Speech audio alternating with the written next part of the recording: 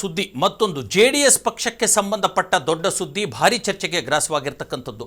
ನಿನ್ನೆಯಷ್ಟೇ ಮಾಜಿ ಪ್ರಧಾನಿ HD ದೇವೇಗೌಡ ಅವರು ತಮ್ಮ ಕುರಿತು ಉಂಟಾಗಿರ್ತಕ್ಕಂಥ ಊಹಾಪೋಹಗಳಿಗೆ ಒಂದಷ್ಟು ಸ್ಪಷ್ಟನೆಯನ್ನು ಕೂಡ ಕೊಟ್ಟರು.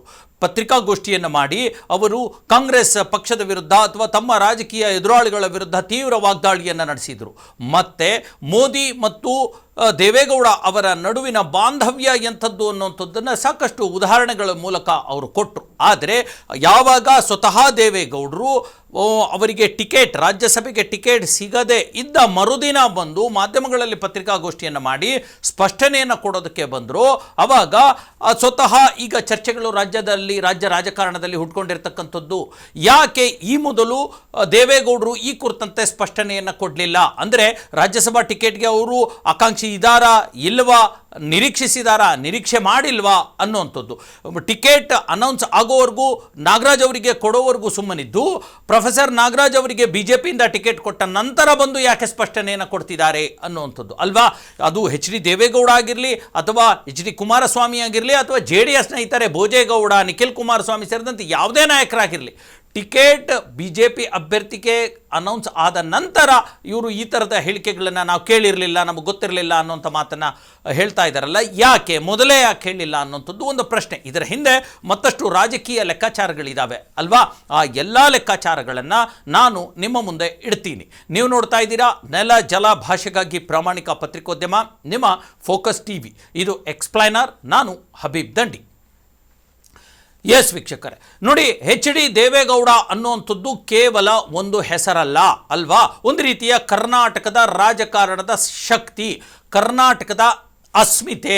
ಅದರಲ್ಲೂ ಕರ್ನಾಟಕದ ಹಲವಾರು ಹೋರಾಟಗಳು, ಅದು ರೈತ ಹೋರಾಟಗಳಾಗಿರ್ಬೋದು, ನೀರಾವರಿ ಹೋರಾಟಗಳಾಗಿರ್ಬೋದು, ಅಥವಾ ಸಾಮಾಜಿಕ ಹೋರಾಟಗಳಾಗಿರ್ಬೋದು, ಕೋಮು ಹೋರಾಟಗಳಾಗಿರ್ಬೋದು, ಎಲ್ಲದರಲ್ಲೂ ಕೂಡ ಕಳೆದ 6.5 ದಶಕಗಳಿಂದ ತಮ್ಮನ್ನು ತಾವು ತೊಡಗಿಸ್ಕೊಂಡು ಬರ್ತಾ ಇರತಕ್ಕಂಥ ಧೀಮಂತ ನಾಯಕ HD ದೇವೇಗೌಡ ಅವರು ಅಲ್ವಾ?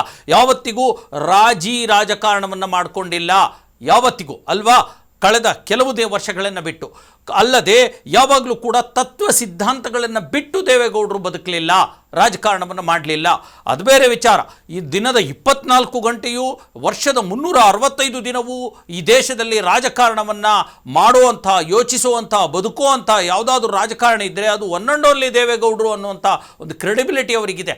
ಇದರ ಜೊತೆಗೆ ಈಗಾಗಲೇ ಜೀವಂತವಾಗಿ, ಅಂದರೆ ಆರೋಗ್ಯವಾಗಿ ಜೀವಂತವಾಗಿ ಇರ್ತಕ್ಕಂಥ ಮಾಜಿ ಪ್ರಧಾನಿಗಳು ಯಾರಾದರೂ ಇದ್ದರೆ ಅದು ಏಕೈಕ ನಮ್ಮ ಶ್ರೀಮಾನ್ HD ದೇವೇಗೌಡ ಅವರು ಮಾಜಿ ಪ್ರಧಾನಿಗಳು ಅನ್ನುವಂಥ ಒಂದು ಖ್ಯಾತಿಯು ಕೂಡ ಅವರಿಗೆ ಇದೆ ಅಲ್ವಾ? ಈಗ ಕಳೆದ ಒಂದು 20 ವರ್ಷಗಳಲ್ಲಿ ರಾಜಕಾರಣದಲ್ಲಿ ಒಂದು ದೊಡ್ಡ ಮಟ್ಟದ ಬದಲಾವಣೆ ನಡೆದು ಹೋಯಿತು. ಈ ರಾಜ್ಯದ ರಾಜಕಾರಣದಲ್ಲಿ ಅಲ್ಲಿಯವರೆಗೂ, ಅಂದರೆ 2007ರವರೆಗೂ 6-7ರವರೆಗೂ ಸಿದ್ಧಾಂತವಾದಿ ರಾಜಕಾರಣ ನಡೀತಾ ಇತ್ತು, ಇಶ್ಯೂ ಬೇಸ್ಡ್ ಪಾಲಿಟಿಕ್ಸ್ ನಡೀತಾ ಇತ್ತು ಅಲ್ವಾ?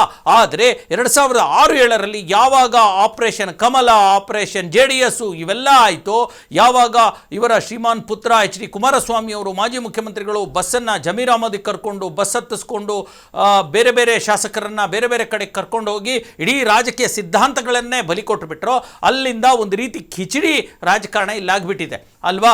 ಅದಾದ ನಂತರ ನೋಡಿ, ಅಂತಹ ವೇಳೆಯಲ್ಲೂ ಕೂಡ ಗಟ್ಟಿ ನಿರ್ಧಾರವನ್ನು ತೆಗೆದುಕೊಂಡಿದ್ದರು ದೇವೇಗೌಡರು. ಯಾವುದೇ ಕಾರಣಕ್ಕೆ ಕುಮಾರಸ್ವಾಮಿಯವರ ಅಂದಿನ ಅಂದರೆ ಧರ್ಮಸಿಂಗ್ ಅವರ ಸರ್ಕಾರವನ್ನು ಕೆಡವಿ BJPಯ ಶಾಸಕರೊಂದಿಗೆ ಅವರು ರೆಸಾರ್ಟ್ಗಳಲ್ಲಿ ರಾಜಕಾರಣ ಮಾಡಿ, ಅದಾದ ನಂತರ BJP ಸಖ್ಯದೊಂದಿಗೆ BJP JDS ಸರ್ಕಾರವನ್ನು ರಚಿಸಿ ಮುಖ್ಯಮಂತ್ರಿ ಆಗುವ ಹೊತ್ತಿನ ವೇಳೆಗೆ ಸ್ವತಃ ದೇವೇಗೌಡರು ತಮ್ಮ ತೀವ್ರ ವಿರೋಧವನ್ನು ವ್ಯಕ್ತಪಡಿಸಿದರು. ಕೋಮುವಾದಿಗಳೊಂದಿಗೆ ನನ್ನ ಮಗ ಸೇರ್ಕೊಂಡಿರ್ತಕ್ಕಂಥದ್ದು ನನಗಿಷ್ಟ ಇಲ್ಲ, ನಾನು ಒಂದು ರೀತಿಯ ಋಣ ತೀರ್ತು ಅನ್ನುವಂಥ ಒಂದು ಮಾತುಗಳನ್ನು ಕೂಡ ದೇವೇಗೌಡರು ಹೇಳ್ತಾ ಇದ್ರು ಅಲ್ವಾ? ಅವಾಗ ದೇವೇಗೌಡರು, ಆ ಹೊತ್ತಿನಲ್ಲಿ ದೇವೇಗೌಡರ ರಾಜಕೀಯ ಇಚ್ಛಾಶಕ್ತಿಯನ್ನು ಇಡೀ ರಾಜ್ಯದ ಜನ, ಇಡೀ ದೇಶದ ಜನ ಉಘೆ ಅಂತಿದ್ರು. ನಿಜವಾಗ್ಲೂ ಸಿದ್ಧಾಂತವಾದಿ ರಾಜಕಾರಣಿ ಅಂತಂದರೆ ಅದು ದೇವೇಗೌಡರು ಅಂತ. ಅವರ ರಾಜಕಾರಣದಲ್ಲಿರ್ತಕ್ಕಂಥ ವೈಯಕ್ತಿಕ ವರ್ಚಸ್ಸುಗಳು, ನಡೆಗಳು, ತೀರ್ಮಾನಗಳು ಮತ್ತು ರಾಜಕಾರಣದ ಅಧಿಕಾರಕ್ಕಾಗಿ ಬೇರೆಯವರನ್ನ ತುಳಿದರು ಅನ್ನುವಂಥ ಆರೋಪಗಳು ಅವೆಲ್ಲವನ್ನು ಒಂದು ಕಡೆಗೆ ಇಟ್ಕೊಂಡ್ರೆ, ಯಾವತ್ತೂ ಅವರು ಜನವಿರೋಧಿ ರಾಜಕಾರಣವನ್ನು ಮಾಡಿರಲಿಲ್ಲ, ಕೋಮುವಾದಿ ರಾಜಕಾರಣವನ್ನು ಮಾಡಿರಲಿಲ್ಲ ಅಲ್ವಾ?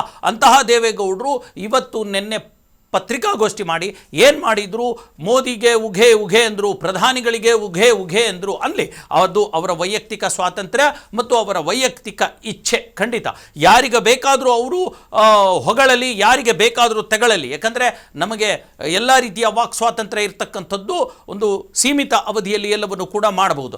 ಆದರೆ ಇವತ್ತು ಏನಾಗ್ತಾ ಇದೆ, ಇವತ್ತಿನ ಪರಿಸ್ಥಿತಿ ಏನಾಗ್ತಾ ಇದೆ, ಮರಳಿ ನಾವು ರಾಜ್ಯಸಭೆಯ ಚುನಾವಣೆಯ ವಿಚಾರಕ್ಕೆ ಬರೋದಾದರೆ ಕಳೆದ 1 ವರ್ಷದಿಂದ ಕಳೆದ ಹೆಚ್ಚು ಕಡಿಮೆ 8 ತಿಂಗಳಿನಿಂದ ಎಚ್ ಡಿ ದೇವೇಗೌಡ ಅವರನ್ನು ಮತ್ತೆ ರಾಜ್ಯಸಭೆಗೆ ಕರ್ಕೊಳ್ಳಾಗುತ್ತೆ. ಸ್ವತಃ ಮೋದಿ ಅವರು ಶಿಫಾರಸು ಮಾಡಿದ್ದಾರೆ. ಸ್ವತಃ ಮೋದಿ ಅವರು ಕರ್ನಾಟಕ ಬಿಜೆಪಿಯಿಂದ ಅವರನ್ನು ಆಯ್ಕೆ ಮಾಡಿ ಕಳಿಸಲಾಗುತ್ತೆ ಅನ್ನೋಂಥ ಮಾತುಗಳು ಕೇಳಿ ಬರ್ತಾ ಇತ್ತು.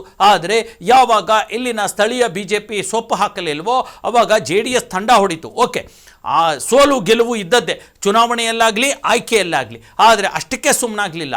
ಯಾವಾಗ ಇವರು ಸ್ಪಷ್ಟನೆ ಕೊಡೋದಕ್ಕೆ ಬಂದರೋ, ಯಾರು ಎಚ್ ಡಿ ದೇವೇಗೌಡ ಮತ್ತು ಅವರ ತಂದೆ ಮಕ್ಕಳು ಯಾವಾಗ ಸ್ಪಷ್ಟನೆ ಕೊಡೋಕೆ ಬಂದರೋ ಅವಾಗಲೇ ನೋಡಿ ಅವರ ರಾಜಕಾರಣದ ನೀತಿ ನಿಲುವುಗಳ ಬಗ್ಗೆ ರಾಜ್ಯದಲ್ಲಿ ಚರ್ಚೆ ಆಗ್ತಾ ಇರ್ತಕ್ಕಂಥದ್ದು ಅಲ್ವಾ. ಈಗಾಗಲೇ ಪತ್ರಿಕಾಗೋಷ್ಠಿ ಮಾಡಿ ಅವರು ಬಹಳ ಚೆನ್ನಾಗಿ ಹೇಳಿದರು ಒಂದು ಮಾತು, ನನ್ನ ಮೋದಿ ಸಂಬಂಧ ಕೇವಲ ಒಂದು ರಾಜ್ಯಸಭೆ ಸ್ಥಾನಕ್ಕೆ ಸೀಮಿತ ಅಲ್ಲ, ನಾನು ಮೋದಿ ಸ್ನೇಹ ಎಲ್ಲವನ್ನೂ ಮೀರಿದ್ದು, ನನ್ನ ಮತ್ತು ಮೋದಿ ಅವರ ಸ್ನೇಹ ಎಲ್ಲವನ್ನೂ ಮೀರಿದ್ದು, ಯಾವುದಿದು ಒಂದು ಸಿಂಗಲ್ ರಾಜ್ಯಸಭೆ ಸೀಟಿಗೆ ಸಂಬಂಧಿಸಿದ್ದಲ್ಲ ಅನ್ನುವಂಥದ್ದು ಅಲ್ವಾ. ಹಾಗಾಗಿ ಈಗ ಸದ್ಯಕ್ಕೆ ಒಂದು ಮಾತು ದೇವೇಗೌಡರ ಬಗ್ಗೆ ಚರ್ಚೆಗೆ ಬರ್ತಾ ಇರ್ತಕ್ಕಂಥದ್ದು, ಒಂದು ಮಾತು ಆಡುಭಾಷೆಯಲ್ಲಿ ಹೇಳ್ತಾರೆ ಕಣ್ರಿ, ಏನು ಗೊತ್ತಾ, ಗೆದ್ದರೆ ಆಡೋಕ್ಕೆ ಬಂದಿದ್ದೆ, ಸೋತ್ರೆ ನೋಡೋಕೆ ಬಂದಿದ್ದೆ ಅನ್ನೋಂಥ ಮಾತನ್ನು ಹೇಳ್ತಾರೆ. ಇದೇ ಮಾತನ್ನು ದೇವೇಗೌಡರು, ಎಚ್ ಡಿ ಕುಮಾರಸ್ವಾಮಿ ಮತ್ತಿತರ JDS ನಾಯಕರ ಬಗ್ಗೆ ಹೇಳ್ತಾ ಇರ್ತಕ್ಕಂಥದ್ದು ಅಲ್ವಾ. ನೋಡಿ, ಎಲ್ಲಿವರೆಗೂ BJP ತಮ್ಮ ರಾಜ್ಯಸಭಾ ಒಂದು ಸ್ಥಾನಕ್ಕೆ ಪ್ರೊಫೆಸರ್ ನಾಗರಾಜ್ ಅವರ ಹೆಸರನ್ನು ಶಿಫಾರಸು ಮಾಡ್ತೋ ಅಲ್ಲಿವರೆಗೂ ಇವರು ಯಾರೂ ಬಾಯಿ ಬಿಚ್ಚಲಿಲ್ಲ. ನಮಗೇನು ಬೇಕಾಗಿಲ್ಲ ರಾಜ್ಯಸಭೆ ಸ್ಥಾನ, ನಾವೇನು ಕೇಳಿರಲಿಲ್ಲ, ನಮಗೇನು ಬೇಡ ಅನ್ನೋಂಥದ್ದು ಈ ಥರದ್ದು ಯಾವ ಮಾತು ತಿರಸ್ಕಾರದ ಮಾತಾಡಿರಲಿಲ್ಲ. ಯಾವಾಗ ನಾಗರಾಜ್ ಅವರಿಗೆ ಕೊಟ್ಟು ಬಿಡ್ತೋ ಅದರ ನಂತರನೇ ಬಂದುಬಿಟ್ಟು ಸ್ಪಷ್ಟನೆಯನ್ನು ಕೊಡುವಂಥದ್ದು. ಅಂದರೆ ಇದಕ್ಕೆ ಹೇಳೋದು, ಅಂದರೆ ಸಿಕ್ಕರೆ ಅಷ್ಟರೊಳಗಡೆ ಸಿಕ್ಕಿಬಿಡಲಿ, ಇಲ್ಲ ಅಂದರೆ ಬೇಡ ಅನ್ನೋಂಥದ್ದು. ಇದಕ್ಕೆ ಹೇಳೋದು ಏನಪ್ಪ ಅಂತಂದರೆ, ಗೆದ್ದರೆ ಆಡೋಕ್ಕೆ ಬಂದಿದ್ದೆ, ಸೋತ್ರೆ ನೋಡೋಕೆ ಬಂದಿದ್ದೆ ಅನ್ನೋವಂಥದ್ದು. ಇದು ಅವಕಾಶವಾದಿ ರಾಜಕಾರಣ. ಆ 2007ರ ಅವಕಾಶವಾದಿ ರಾಜಕಾರಣ 2019ರಲ್ಲೂ ಮುಂದುವರಿಯಿತು. ಮತ್ತೆ ಕಾಂಗ್ರೆಸ್ ಸರ್ಕಾರವನ್ನು ಕೆಡವಿ BJP ಮತ್ತು JDS ಸರ್ಕಾರ ರಚನೆಗೆ ನಾಂದಿ ಆಯಿತು.